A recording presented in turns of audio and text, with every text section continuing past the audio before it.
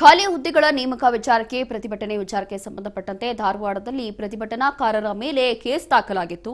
ಪ್ರತಿಭಟನೆ ನೇತೃತ್ವವನ್ನು ವಹಿಸಿದ್ದಂತಹ ಅಧ್ಯಕ್ಷನ ಮೇಲೆ 2 ಕೇಸ್ ಇದೀಗ ದಾಖಲಾಗಿದೆ. ಪ್ರತಿಭಟನಾ ನೇತೃತ್ವವನ್ನು ವಹಿಸಿದ್ದಂತಹ ಈ ಒಬ್ಬ ಕಾಂತಕುಮಾರ್ ಮೇಲೆ ಪ್ರಕರಣವನ್ನು ದಾಖಲು ಮಾಡಲಾಗಿದೆ.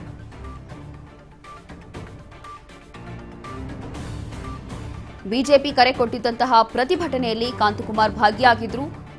ಕಾಂತಕುಮಾರ್ ಅವರನ್ನು ಕೂಡ ಅವತ್ತೇ ಅರೆಸ್ಟ್ ಮಾಡಿದ್ರು ಪೊಲೀಸರು. ಅಖಿಲ ಕರ್ನಾಟಕ ವಿದ್ಯಾರ್ಥಿ ಸಂಘಟನೆಯ ಅಧ್ಯಕ್ಷ ಕಾಂತಕುಮಾರ್ ಪೊಲೀಸರ ಮೇಲೆ ಹಲ್ಲೆ, ಅವಾಚ್ಯ ಶಬ್ದಗಳಿಂದ ನಿಂದನೆ ಆರೋಪ ಇದೆ. ಎಎಸ್ಐ ಪೇದೆ ಮೇಲೆಯೂ ಕೂಡ ಹಲ್ಲೆ ಮಾಡಿರುವಂತಹ ಆರೋಪದ ಅಡಿ ಇದೀಗ ಕೇಸ್ ದಾಖಲಾಗಿದೆ. 2 ಕೇಸ್ಗಳು ಇದೀಗ ದಾಖಲಾಗಿರುವಂಥದ್ದು.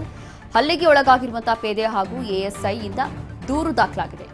ಧಾರವಾಡ ಉಪನಗರ ಠಾಣೆಯಲ್ಲಿ ಪ್ರತ್ಯೇಕ 2 ದೂರುಗಳು ಇದೀಗ ರಿಜಿಸ್ಟರ್ ಆಗಿರುವಂಥದ್ದು.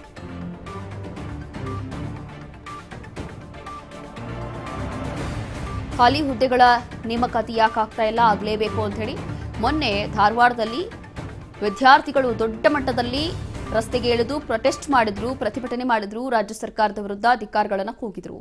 ಈ ವಿಚಾರದಲ್ಲಿ ನೇತೃತ್ವವನ್ನು ವಹಿಸಿದ್ದು ಕಾಂತಕುಮಾರ್ ಅವರನ್ನ ಅವತ್ತೇ ಪೊಲೀಸರು ಕೂಡಲೇ ಆ ಒಂದು ಕ್ಷಣದಲ್ಲೇ ಅರೆಸ್ಟ್ ಮಾಡಿಕೊಂಡು ಆಟೋದಲ್ಲಿ ಕೂರಿಸ್ಕೊಂಡು ಹೋಗಿದ್ರು.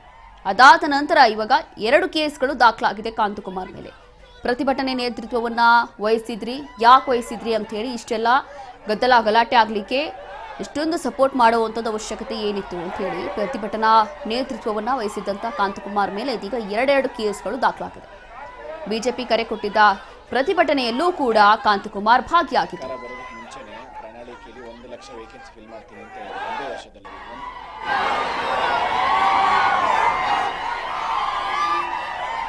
ಅಖಿಲ ಕರ್ನಾಟಕ ವಿದ್ಯಾರ್ಥಿ ಸಂಘಟನೆ ಅಧ್ಯಕ್ಷ ಕಾಂತಕುಮಾರ್ ಮೇಲೆ ಈಗಾಗಲೇ 2 ಎಫ್ಐಆರ್ಗಳು ದಾಖಲಾಗಿದೆ.